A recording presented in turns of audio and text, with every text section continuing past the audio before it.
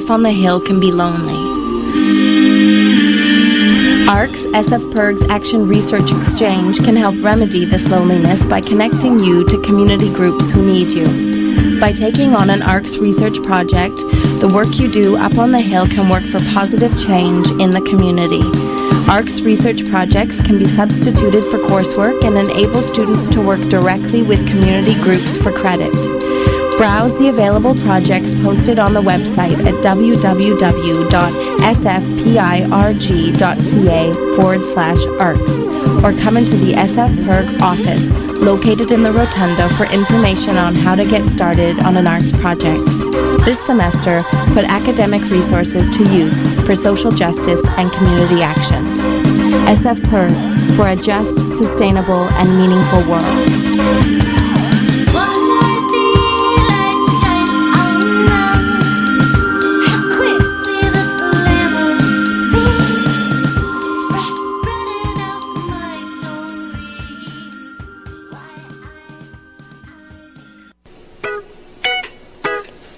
You're listening to CJSF 90.1 FM 93.9 Cable FM Burnaby, streaming online at www.cjsf.ca.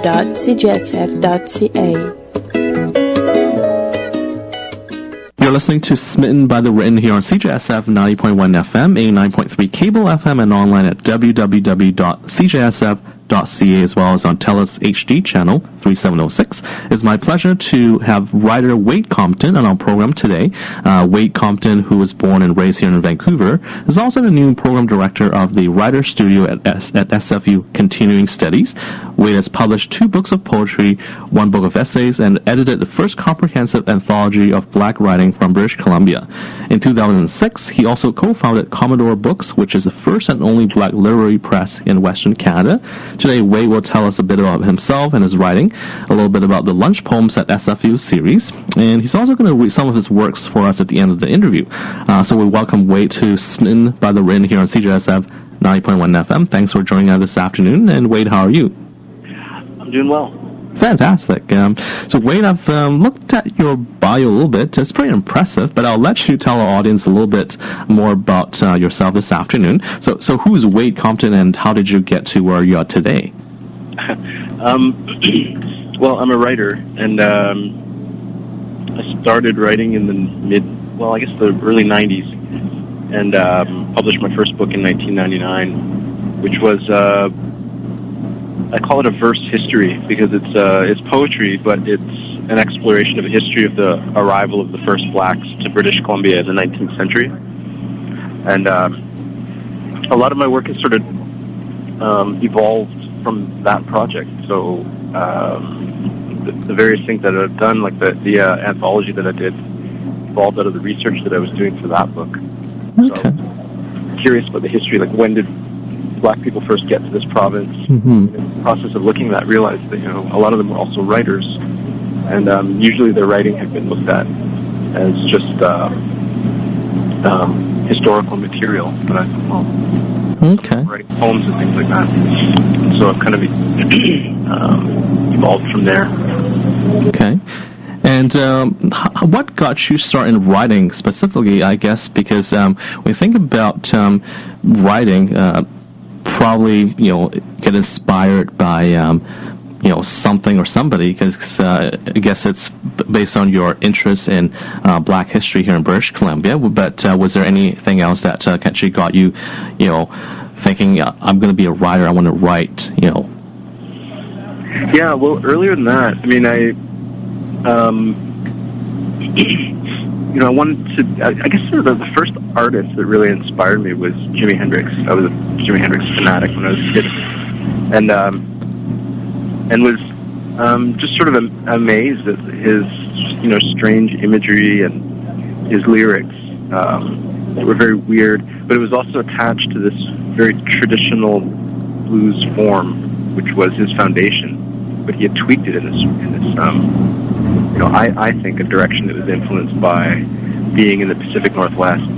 So in some ways, Hendrix was kind of my first literary influence. And I was I remember early on, like when I was a kid, trying to write, song lyrics that were sort of like his. And then by the time I got to high school, I started discovering poetry and literary journals, and was in a creative writing program, after-school creative writing program that was sponsored to the Vancouver School Board, and started to really think about, or discovering the writing scene in this city and this country.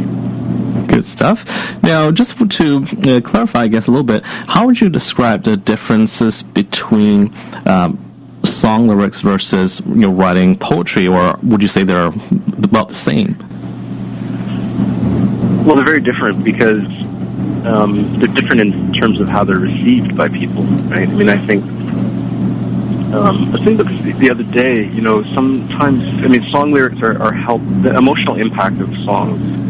A lot of that comes through the sound, right? Mm-hmm. So I think someone who's writing successful song lyrics is someone who's matching it to whatever sound they're coupling it with in a way that will kind of aid that. So it's a multi-part form. I think if you're writing song lyrics, whereas poetry, depending on how that you expect that to be received, right? Because I've done some poems that are meant to be played orally with audio tracks as well, right? So, and then people who are doing different sort of visual things. So it depends on how it's being received and what other sensorial information is coming along with it. But if someone who's writing just page poetry, that's you've got to carry all that emotion, within the reader's experience of reading it on a page. So that's quite a different thing to do. Okay. We're speaking with Wayde Compton here on Smitten by the Written on CJSF 90.1 FM. Now, you were talking earlier, Wayde, about being in creative writing in school. Now, I understand that you're from Templeton Secondary School in Vancouver. Another writer from Templeton is Evelyn Lau, the Canadian poet and novelist, as well as the poet laureate for the city of Vancouver. Tell us a little bit about how Evelyn Lau has inspired you in terms of your writing. Well, yeah, that's the thing. No, we weren't I don't think we were at Templeton at the same time. Mm-hmm. A little bit older than, not much, I think she's a year older than me. But, she, if you know her story a bit, right, she dropped out and was living on the streets and that kind of thing. So I think she dropped out, right either the year I arrived there or shortly after, something like that. So I don't remember her at Templeton at all, as a student. But because she was from Templeton, and when she started getting, publishing books and becoming a successful writer, we knew about it. All the kids at the school, all my friends anyway, knew about her work, and we passed her books around and read them. I think it's kind of ironic. I've talked to her about this, right? And then told her, we were all very proud of her, even though we didn't know her, but just that somebody from this working class East Side high school had made it in this, in this kind of way that we weren't used to seeing. And I think that the irony of it is that, her time at the school wasn't great, and, she was, going through a lot during that period, and kind of was, her work was regarded as quite controversial, right? And so, I think she's sort of the last person, like, if you look at those first couple books, like, a lot of them are about, working on the streets and things like that. So you wouldn't really think of her as your immediate example of a role model. Right. But she was, to me she was, because she was somebody who had, transformed that experience into language and had figured out a way of expressing that and, in a high form, like poetry, right? So I was fascinated by her writing and her story, and partly it was just it was like, because it had happened in my neighborhood, because this person had come up as a writer in my neighborhood, it made it seem possible. And so, I was very inspired by her. That's good stuff. And I think it's kind of cool as well that you're in contact with Evelyn Lau, because as you know, it's always interesting, and it's so neat to get to meet and interact with somebody that you consider like a role model or hero growing up. I'm assuming you tell her like how much she's inspired you, but how does she respond to that? Yeah, I think she was surprised. I think she was surprised because of all those things I said, and but I hope it gives her some satisfaction. I mean, the thing with poets or literary writers in general, I think, is that you don't, going back to music for a second, like, you don't get that immediate response to your work that a musician who's playing on a stage does, right? Mm-hmm. Your musician who's on a stage plays a song and, people dance to it or they clap or, you immediately see how they're responding to it and if they like it. Whereas with the writer, your work, you publish a book or you publish a poem in a journal or something, and it goes out there into the world, and then people receive it away from you on their own in private, and you don't really know what effect that's had on them. I mean, it may trickle back to you in the form of reviews or the odd letter or email or something, but most of the time you don't know what's happening with your work and where it's having its successes, because that's all a kind of private experience for someone else. Right.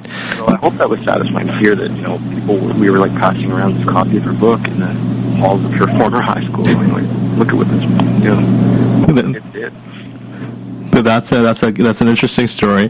Now, Wayde, I guess focusing specifically on your works. Now, you mentioned just a moment ago about how musicians, they receive the feedback from the audience immediately when they're on stage, whereas for a writer, you don't receive that immediate response from the readers. So I guess in terms of your own experience, how do you feel when you receive letters or emails from readers, complimenting your works? How does that make you feel? Well, it's great. I mean,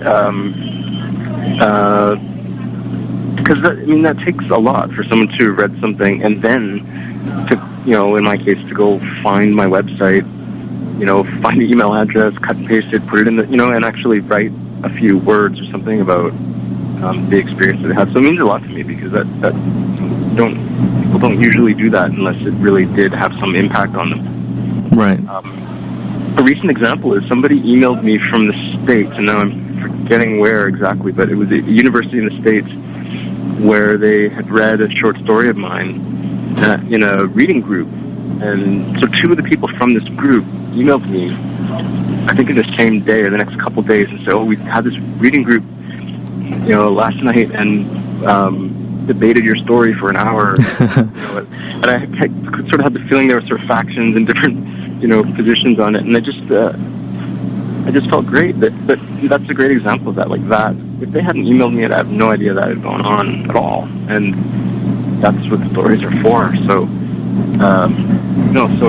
that's really, to be honest, actually, that is what writing is all about. Hearing back, in those rare moments that you do hear back, that is what it's all about. It's not, nobody's in it for the money. I mean, maybe people are, but not the kind of writing that I do. It's not the money. It's not really fame, because there's not a lot of fame to it. And,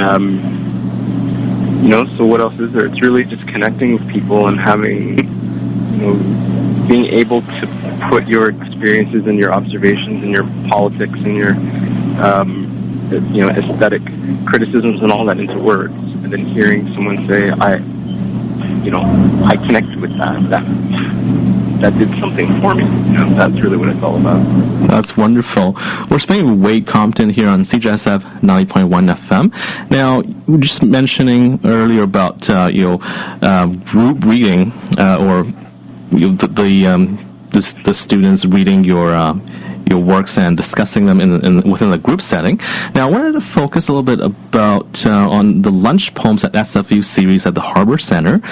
This is basically, having poets read out, their works publicly and having a group of people there to listen to it. And the inaugural event happened back in March with Evelyn Lau and Daniela Elsa being, the guest poets who read out some of the works. And you were one of the guest poets as well on April the 18th for the event. And the events were a success. There were a large number of poetry lovers who were there in attendance at the Harbor Center for that. Lunchtime from noon to 1, perfect hour to come out and enjoy some poetry reading if you're in the downtown area. So it's a fantastic idea, by the SFU Harbor Center. So what else can you tell us about the Lunch Poems at SFU series? Well, yeah, it's put together by a committee of different people who work at the Harbor Center community. And I think the idea behind it was that, poetry readings are usually at night, and they're in cafes or wherever. And, that's kind of where they live. And so having a poetry reading in the daytime, we figured would bring a different kind of audience, and having it at lunchtime means, somebody who's on their lunch break could come there, bring their lunch, eat, hear some poetry, and then go back to work or go on about their day. So I like the way that it sort of disrupts, the work day and takes you somewhere else, into a different mode of language than the one that you're probably working in. And, sort of transports you into a different mode of thinking. I hope that's what it does. And also that it draws on a different group of people. So it's people who might not go out in the evening, or it's just not a part of their regular routine to go to poetry readings. So it did seem like that was the case. That people have been coming out to it who are not the usual faces that you see at evening readings. So. So I think it's a lot about space and that different setting. Fantastic. Like I was saying, this series, the Lunch Poems at SFU series, is happening once a month at the Harbor Center. So it's lunchtime. It's on a Wednesday once a month, so it's again perfect opportunity for people in the downtown area to come by and listen to some great poems. And one other thing I was going to mention as well, and what happened was I mentioned to a friend recently about how this Lunch Poems at SFU series was happening at Harbor Center, and we find out that you were scheduled to be the guest poet for the event on April the 18th, and it just came out in conversation with my friend. You helped her a little bit with a book that she's writing, giving her suggestions and so on. And I believe this was done through the Writer in Residence program through the Vancouver Public Library, where someone submits 10 pages of his or her work, and you meet up with him or her to discuss the writing. So the question here is, how often do aspiring writers come to you for assistance, and why is it important for you to help them? Well, the answer is a fair amount. I mean, that was for the Writer in Residence program, where that was part of the job. But even outside of that it happens fairly often, And unfortunately, I can't. I mean, it's so busy, right? So it's hard to always do it, and sometimes I have to say no. But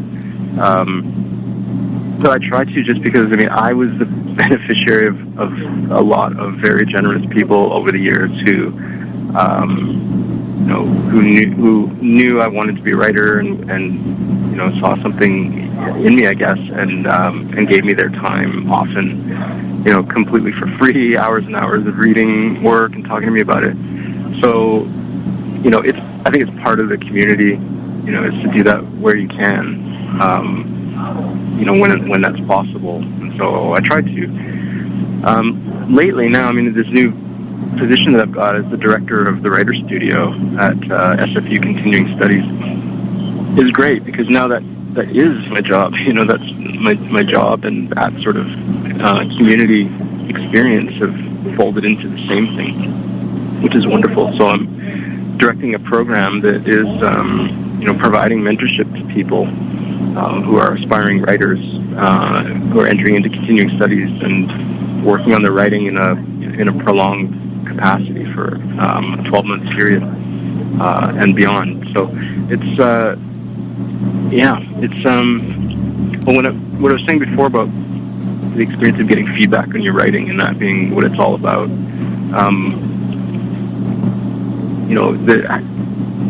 Being able to give that kind of information one-on-one with someone and give them feedback on their work immediately when they're a student is a kind of like a version of that, right?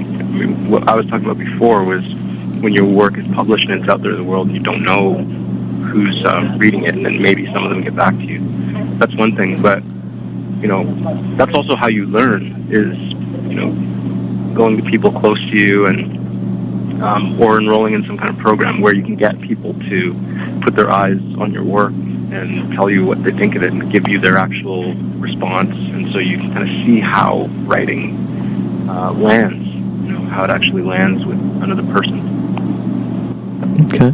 We're speaking with Vancouver-born writer Wayde Compton, who's also the new program director of the Writer Studio at SFU Continuing Studies.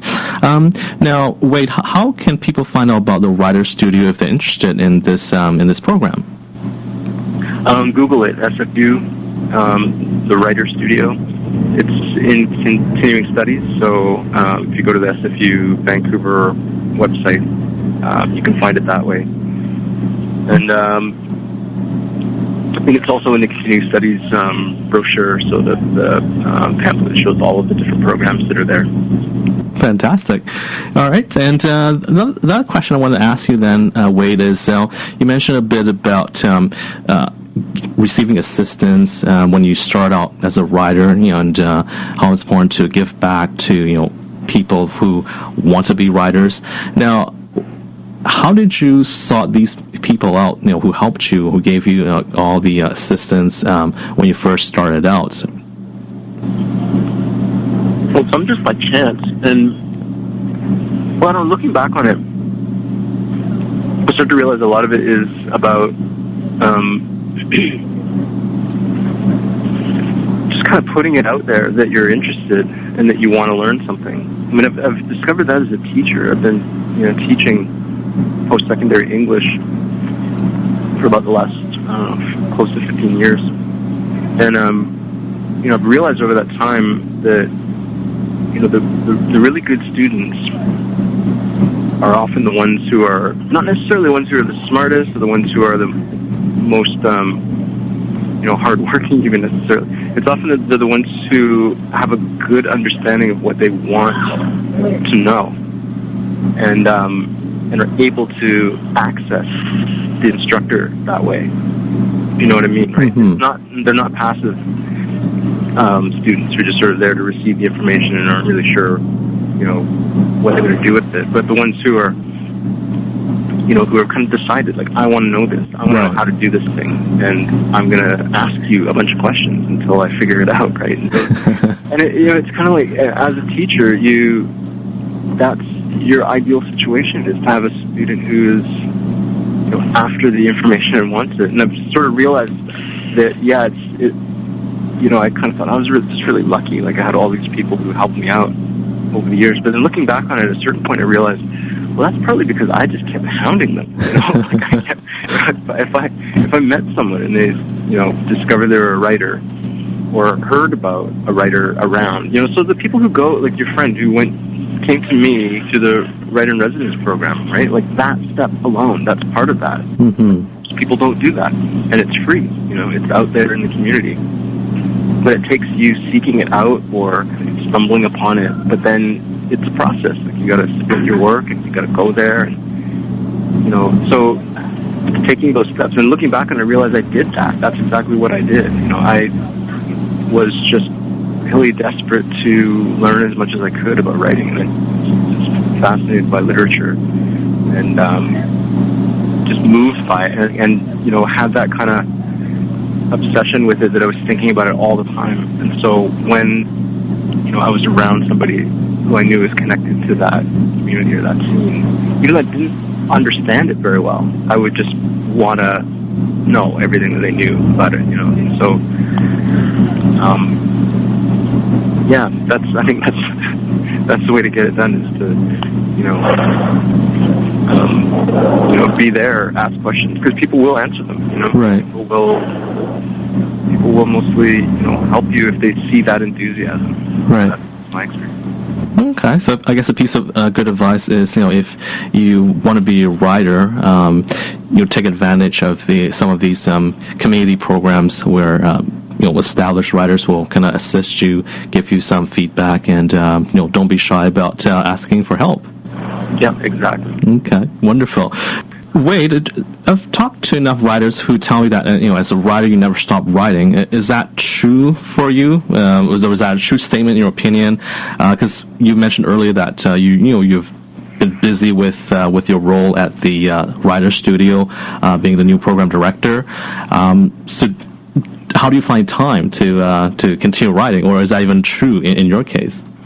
Well, it's always a struggle of time. I mean, in my experience, the writers that I know, they talk about time more than they talk about money, Like, they talk about, how can I get more time to write? They're constantly talking about that. That's their primary thing, in the way that I think, kind of most people in my class, when I was growing up, the working class people were always talking about, how can I make more money? Like, what's a better job? Like, what's a better position? Or should I work here rather than there? Can I buy a house? That constant kind of hustling for, making a little bit more. Among the writers that I know, it's all about, how can I get more time? And I think that's just the condition of the occupation, is that you're always, it takes so much time, it takes long stretches of time. What I've learned over the years is it's not always time directly writing. It's kind of time spent thinking and not being forced to think of other things, right? Which is what work for money is, right? So really what they're talking about a lot is, like, how can I do that strange thing that writers and artists do, which is go somewhere and live in my head for several days at a time, where I'm just, spinning out this kind of fantasy of people who don't exist, or situations that haven't happened that I can, create on the page, right? It's a weird job. That's what it's all about. So it takes, you being able to, pull out of the social world for a moment to go into your own mind and create. So, that's tough to do. I don't always write, so there are points when I'm really busy, and I can, and it's just not possible. Although I never get writer's block. That's one thing that people report that I don't ever have a problem with. I always have multiple projects on the go. I always feel it's much more like, if I just had time, I could write stuff and get it done. And so it's much more about, trying to find the moments to actually do it. So, it's, take it where you can. Early on, I think it was much more a matter of waiting for inspiration. I would actually have time and not really know what to do. And now I've gotten to the point, I guess in my development as a writer, where that's not the issue. The issue is more about, getting a moment to actually sit down and do it. And when I have those moments, I do. I sit down and I do it. Good stuff. So you must carry like a little notebook like everywhere you go, like so that when the time comes when an idea comes up in your head, you just jot it down somewhere. Well, my laptop. It's funny how things have changed over the years. In the 90s, I used to phone myself and leave messages. Okay, cool. At that time, I was writing poetry. Right now, I'm writing fiction, actually. So that probably had more to do. The voicemail was perfect because a line would pop into my head, kind of formed with a certain rhythm. And, so it was great to have it on audio later when I got home. So that was my method. Okay. Right now, it's more I carry the laptop and I'll actually write, just open it up and write something down. Good stuff. Now, so you mentioned just a moment ago, Wayde, that you're working in fiction now. Who would your fiction appeal to? Well, it's a bit different. I mean, it's a bit different than what I've written so far. So I'm still figuring that out because I'm probably about halfway through a manuscript of short stories, and it's a little different because it doesn't have the same historical outlook. And, so I don't know. I mean, fiction in some ways is more accessible than poetry, so more people read fiction than read poetry, so maybe it'll open up in that way. But I don't really know. I'm not as... It's an interesting question, actually, because in the past, when I was writing my books of poetry, I had an audience in mind. Mm-hmm. I had ideal readers. I had a community that I hoped would read my books, and it was very much, I did feel like I was a writer coming out of a community. Not all writers feel that way, but it was my experience in particular. Okay. It still is in some ways, but with the stories, it's not as much an emphasis. I don't feel so much like, I know who this is for. A lot of it's me just figuring out how stories work. I guess we'll find out after it's been completed. Now, you mentioned you're halfway through, so when would you anticipate that it would be completed?